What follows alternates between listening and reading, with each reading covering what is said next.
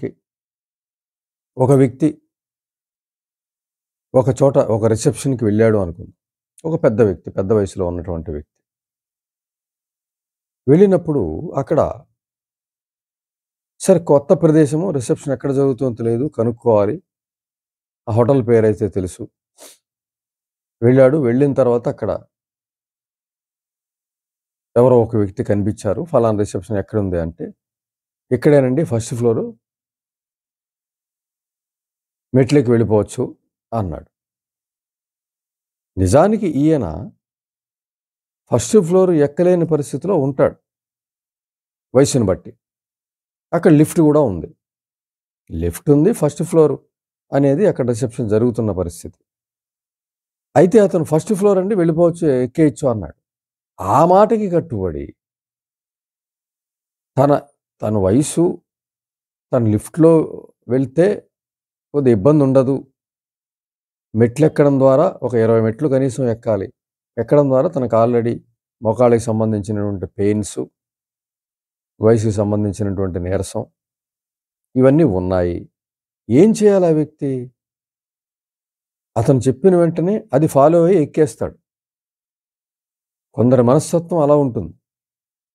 ఎక్కడైనా కొత్త ప్రదేశానికి వెళ్ళినా, కొత్త వ్యక్తుల్ని కలిసినా మనసు శూన్యమైపోయి, సొంత ఆలోచన పక్కకి వెళ్ళిపోయి, ఎదుటివాళ్ళు చెప్పింది ఫాలో అయిపోయి గుడ్డిగా చేసేయడమే. తర్వాత ఇంటికొచ్చి బాధపడ్డం. ఇప్పుడు సదరు వ్యక్తి ఫస్ట్ ఫ్లోర్ అండి మెట్లెక్కేయొచ్చు, వెళ్ళొచ్చు అన్నాడు. ఇంకా రెండో ఆలోచన లేకుండా, తన ఆలోచన అనేది ముందుకు తీసుకెళ్లకుండా, ఓకే. లిఫ్ట్ ఎక్కడుంది? అని అడగాలి కదా! తను లిఫ్ట్‌లో వెళ్ళాలి.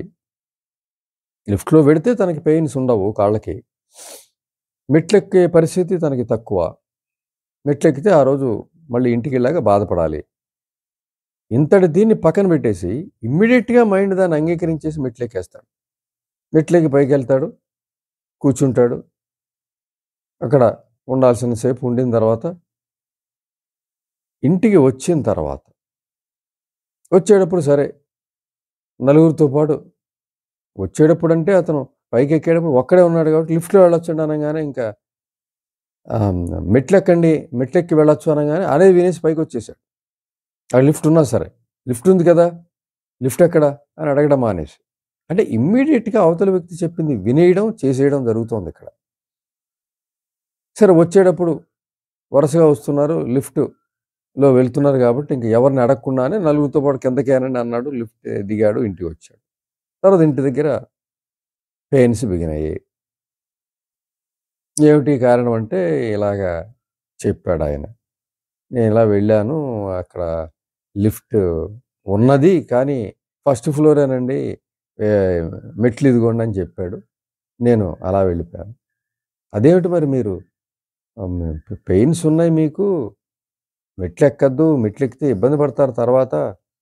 ఇవన్నీ తెలుసు కదా! మరి ఎందుకు మీరు వెంటనే లిఫ్ట్ ఎక్కడని అడగలేదు? అంటే అతని దగ్గర సమాధానం లేదు. ఏంటో చెప్పాడు. సరే ఇంక నేను మెట్లెక్కి వెళ్ళిపోయాను. తర్వాత ఆలోచించాను ఇదేమిటి నేను నా కాళ్ళ నొప్పుంది. ఇలా వచ్చేసానేంటి? లిఫ్ట్ ఉందా అని అడగవలసింది కదా! లిఫ్ట్ ఉంది గూడా నాకు తెలుసు. మరి ఎందుకు లిఫ్ట్ ఉందని అడగలేదు? ఎందుకు నేను లిఫ్ట్‌లో రాలేదు అని తర్వాత అనిపించింది నాకు అని చెప్పాడు సమాధానం. ఇక్కడ, ఇక్కడ మనం ఆలోచించాల్సిన అవసరం ఉంది. కొంతమంది వ్యక్తులు ఎందుకు ఈ మనస్తత్వం అతనికి ఏర్పడింది? సొంత ఆలోచన ఎందుకు బలంగా ఎందుకు లేదు? ఉన్నది. తనకి బాధ ఉన్నది. ఎక్కితేనే ఉన్నది. కానీ ఎందుకు దాన్ని పక్కన పెట్టి ఇమ్మీడియేట్‌గా అతను చెప్పిన వెంటనే మెట్లెక్కడం మొదలెట్టాడు పైకెళ్ళి. తర్వాత బాధపడ్డాడు. తన సొంత ఆలోచనని పక్కన పెట్టేసి ఎదుటి వ్యక్తి చెప్పిందే చేసేసే పరిస్థితి ఏంటి అసలు? ఎందుకలా వచ్చింది? తర్వాత ఎందుకలా బాధపడవలసొచ్చింది? అంటే ఇక్కడ మనకి జీవితంలో ఎక్కడైనా ఎదిగిన తర్వాత మనకి ఏదైనా మానసిక సమస్య వచ్చినప్పుడు మనం దానికి మూలాలు తెలుసుకోవాలంటే బాల్యానికి వెళ్ళవలసిందే. అక్కడే దానికి సమాధానం లభిస్తుంది. అక్కడ మనకి దానికి ఏమిటసలు ఆ పరిస్థితి కారణం ఏమిటో తెలుస్తుంది. సదరు వ్యక్తి యొక్క బాల్యంలోకి మనం వెళ్ళినట్లయితే, ఆ వ్యక్తి బాల్యంలో ఎక్కువగా చెప్పిందే చేయటం జరిగింది అతని జీవితంలో. సరే తల్లో తండ్రో కఠినంగా ఉన్నారు. అతి క్రమశిక్షణతో ఉన్నారు. అన్ని ప్రతి ఒక్కటి కూడా పట్టించుకునే మనస్తత్వంతో ఉన్నారు. అటువంటి వ్యక్తుల మధ్య పెరిగాడు సదరు వ్యక్తి. చిన్నప్పుడు ఇక్కడ తీస్తే తప్పు, అక్కడ పెడితే తప్పు, అలా పెడితే తప్పు, ఇలా పెడితే తప్పు, ఇలా ఎందుకు వెళ్ళలేదు, అలా ఎందుకు వెళ్ళావు, ఇది చెయ్యి, అది చెయ్యి. ఏదైనా సొంతగా చేద్దామంటే దాన్ని కుట్టి పడేశారు. సొంత ఆలోచన అక్కడే నొక్కి పడేశారు. సొంతగా ఆలోచించడానికి లేకుండా చెప్పిందే చేసే విధంగా క్రమశిక్షణలో పెట్టారు. ఇతను చెప్పిందే చెయ్యాలన్నదే క్రమశిక్షణగా పెద్దలు భావించి ఇతని సొంత ఆలోచన పక్కకి పెట్టేసి ఇతను చెప్పిందే చేయాలంతే. తల్లిదండ్రులు చెప్పిందే ఇతను చేయాలి. ఇతను సొంతగా ఏ పని చేయడానికి వీల్లేదు. ఏదైనా బజార్కి వెళ్ళి ఫలానా కూరలు తెమ్మంటే అవే తేవాలి. అక్కడ సొంత ఆలోచన ఉపయోగించడా కుదరదు. ఇచ్చేసిరా పో, ఎందుకు తెచ్చావు, ఇచ్చేయి, ఫలానా పని అలా చేయాలి. అలా చేయకుండా భిన్నంగా చేస్తే ఇలా ఎందుకు చేసావు నువ్వు, నేను చెప్పిందే నువ్వు చేసిందేంటి? ఈ విధమైనటువంటి పరిస్థితులు బాల్యంలో ఉన్నప్పుడు అంటే క్రమశిక్షణ చాలా ముఖ్యమైనదే జీవితంలో. కానీ అతి క్రమశిక్షణ అంత ముఖ్యం కాదు. అతి క్రమశిక్షణ వ్యక్తిని ఏం చేస్తుందంటే సొంత ఆలోచన నశింపచేస్తుంది. ఇంట్లోనే తల్లో తండ్రో క్రమశిక్షణ పేరిట అతి క్రమశిక్షణ గమనించుకోకుండా అతి క్రమశిక్షణలోకి వెళ్ళిపోయి వాళ్ళ సొంత ఆలోచనలను నశింపజేసేంత అంటే బానిస మనస్తత్వం ఏర్పడే విధంగా ఇన్స్ట్రక్షన్స్ ఇస్తూ వెళ్తే రేపు లోకంలో కూడా అదే పరిస్థితి ఎదురవుతుంది. ఎవరు చెప్పినా అదే చేసేస్తాడు. ఇక్కడ మనస్తత్వం ఏర్పడిపోయింది. చెప్పింది చేసే మనస్తత్వం ఏర్పడిపోయింది. ఇక్కడ ఎదురు తిరగటం కానీ ఎదురు ఆలోచించడం కానీ సొంత ఆలోచన కానీ నశించిపోయాయి. బాల్యంలో ఎక్కడైతే ఏవైతే లోట్లు వస్తాయో, తక్కువ జరుగుతుందో, ఫిక్స్ అవుతుందో అది జీవితకాలం కూడా కొనసాగే అవకాశం ఉంది. అది గుర్తించాలి, దాని మీద పోరాడాలి, యుద్ధం చెయ్యాలి, బోల్డంత వర్క్ చేయాలి. అప్పుడు కానీ అలవాటు మానలేం మనం. సాధారణ పరిస్థితుల్లో వ్యక్తిత్వంలో ఉన్న అంశాన్ని మనం మార్చడం బహు కష్టం. ఇక్కడ ఈ వ్యక్తి కూడా చిన్నప్పుడు సొంత ఆలోచన లేకుండా చేశారు. సొంతగా ఏ పని చేయకుండా క్రమశిక్షణలో పెట్టబడ్డాడు. ఇతని క్రమశిక్షణ ఏమిటి అంటే ఎదుటి వాళ్ళు చెప్పింది వినడమే, చెప్పింది చేయటమే. సొంతగా ఇది చేస్తానని చెప్పడానికి, నోరు తెరవడానికి కానీ ఏదైనా చేస్తే అందులో బాగోగులు కానీ చూడాల. చెప్పింది చేశాడా అనేది చూశారు ఇక్కడ ఇంట్లో బాల్యంలో. ఏదైనా సొంతగా చేస్తే ఒప్పుకోవాలా, ఇతని సొంత ఆలోచన ఒప్పుకోవాలి. ఈవెన్ అతను ఫలానా విషయంలో తీపి, పులుపు ఇలాంటి రుచులు చెప్పినా పట్టించుకోవాలా, నీకేం తెలియదు, బాగానే ఉంది.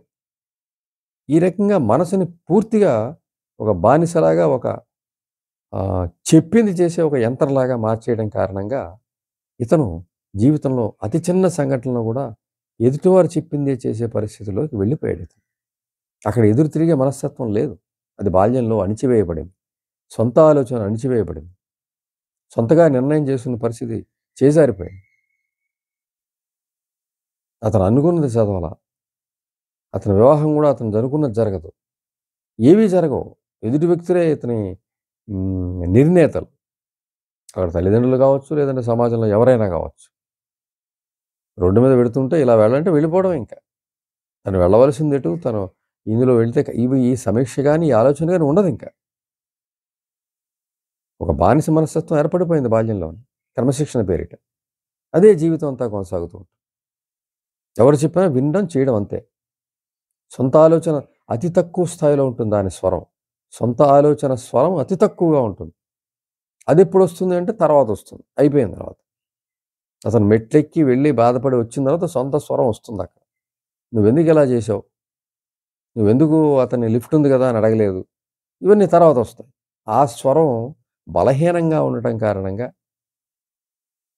ముందు ఎదుటివాడి స్వరమే అధికంగా ఉండటం వల్ల అది ఫాలో అయిపోయి అది చేసేసి ఇబ్బంది పడి తర్వాత సొంత గొంతు వినపడుతుంది. ఏం ఉపయోగం అప్పటికి బాధ మొదలైపోయింది. అంచేత ఈ రకమైనటువంటి మనస్తత్వం ఏర్పడినప్పుడు తప్పనిసరిగా దాన్ని గుర్తించి వయసుతో నిమిత్తం లేదు. ఇంత వయసు వచ్చేసింది ఇంక నేనేం చేయగలను? ఇప్పుడు ఆ కాళ్ళ నొప్పితో బాధపడుతున్నటువంటి వ్యక్తి ఇంకెలాగో నాకింత పెద్ద వయసొచ్చింది. ఇంట్లోనే కూర్చుంటే పోలేదా? ఈ గొడవ లేకుండా. ఇంట్లోనూ అదే పరిస్థితి ఉంటుంది. ఇంట్లోనూ సొంత గొంతు బలహీనంగానే ఉంటుంది. దాన్ని పెంచుకోవడానికి ముందు ప్రయత్నం చేయాలి. సొంతగా నిర్ణయాలు తీసుకోవాలి. సొంతగా అమలు చేయాలి. ప్రతి ఒక్కటి సొంతగా చేస్తున్నాం లేదా అని ఆలోచించి చేయాలి. సొంత గొంతును పెంచుకునే విధంగా, స్వరాన్ని పెంచుకునే విధంగా ఉండాలి. వ్యతిరేకత మనసులో ఉంటే అది ఖచ్చితంగా బయటికి తీసుకురావాలి. కొన్ని రిహార్సల్స్ చేసుకోవాలి. కొన్ని తనకి తను చెప్పినట్టుగా, ఇతరులు చెప్పినట్టుగా ఊహించుకుని, దాన్ని కాదని తను చేసినట్టుగా అనేక పనులు నిరంతరం చేస్తూ ఉన్నట్లయితే తప్పనిసరిగా మార్పొస్తుంది. చిన్న చిన్న నిర్ణయాలు చేస్తూ, అమలు చేస్తూ, ఎదుటివాడు చెప్పినట్టుగా, ఆ నిర్ణయాన్ని తను వ్యతిరేకించినట్టుగా, ఎందుకు వ్యతిరేకించాల్సొచ్చిందో చెప్పినట్టుగా, తన నిర్ణయమే అమలు చేసి మంచి రిజల్ట్స్ వచ్చినట్టుగా, ఇలా రిహార్సల్ చేస్తూ, చిన్న చిన్న పనుల నుంచి చేస్తూ, అది తర్వాత ఇంప్లిమెంటేషన్ చేస్తూ, బయట వ్యవహారాల్లో గూడా చేస్తూ, ఒక షాప్‌కి వెళ్ళి, తను ఫలానా కొనమని చెప్పారని అనుకుని వెళ్ళి, దాని బదులు వేరే ఒకటి కొని తీసుకొనొచ్చి, యెస్, నేను ఈ నిర్ణయం తీసుకున్నాను. నాకు అక్కడికి వెళ్ళాక ఇది అనిపించింది. ఈ విధమైనటువంటి సొంత గొంతుని డెవలప్ చేసుకోవడం, సొంత వ్యక్తిత్వాన్ని నిలుపుకోవడం, సొంత ఆలోచనని బలోపేతం చేసుకోవడం, సొంత స్వరాన్ని బలోపేతం చేయటం ద్వారా ఆ స్వరం మనకక్కడ బయటపడుతుంది. బలహీన స్వరం వల్ల నువ్వు మెట్లెక్కి వెళ్ళిపోయాడు. బలవంతమైన స్వరం ఉన్నట్లయితే వెనువెంటనే లిఫ్ట్ ఎక్కడా? అనగానే అవతల వ్యక్తి లిఫ్ట్ చూపిస్తాడు. లిఫ్ట్‌లో వెళ్ళి ఆ బాధ నుంచి తప్పించుకొని ఉండేవాడు. అది ఒకటి ఉదాహరణ మాత్రం. అనేక జీవితంలో అనేక సంఘటనల్లో ఆ విధమైన బానిస మనస్తత్వం, ఆ విధమైనటువంటి ఎదుటి వ్యక్తికి ఎదురు చెప్పలేని మనస్తత్వం ఉన్నట్లయితే దాన్ని తప్పనిసరిగా మార్చుకోవాలి. సొంత గొంతుతో సొంత స్వరం పెంచుకుని మన వ్యక్తిత్వపరంగా అన్ని పనులు చేస్తున్నప్పుడే సంతోషంగా, ఆనందంగా, ఆరోగ్యంగా ఉండగలం.